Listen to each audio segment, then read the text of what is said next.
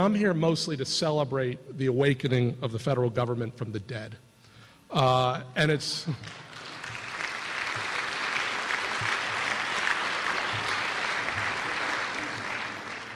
I think, like the Great Depression, the Great Recession, though frankly it feels like a depression in many parts of this country, is forcing the national government both to respond aggressively to the immediate mortgage crisis whilst resetting the rules of the market going forward to minimize the potential for abuse in the future and maximize consumer knowledge and choice.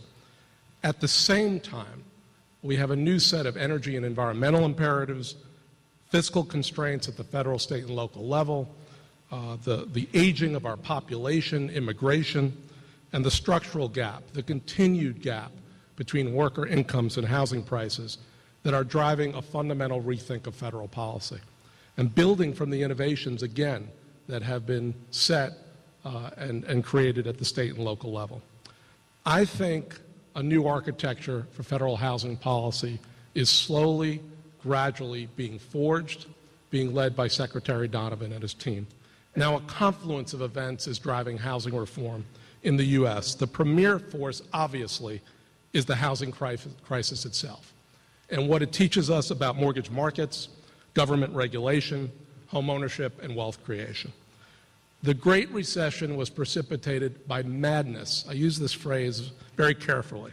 It's a phrase not normally used at the Brookings Institution. By madness in the mortgage market, a spurt of reckless lending and regulatory abdication that has wreaked colossal havoc on people, on communities, on institutions, and the global economy.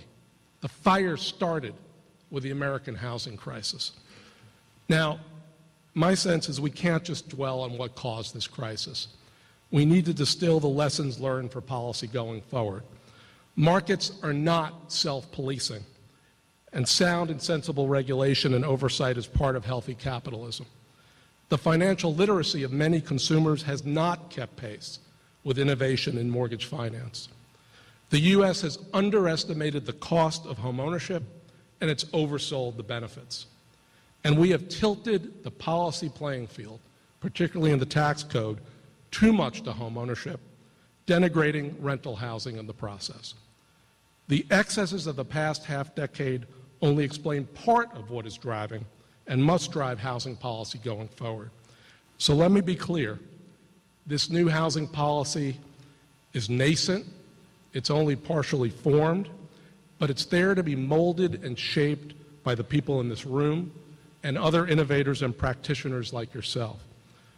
We collectively have a rare opportunity in the next several years to orchestrate what I think will be a generational shift in federal housing policy, both in traditional housing legislation and action, and as importantly, through structural changes in the tax code, new regulatory institutions at the federal level, systemic reforms to energy and transportation policies, and a revitalized and remade delivery system at the state, metropolitan, and local level.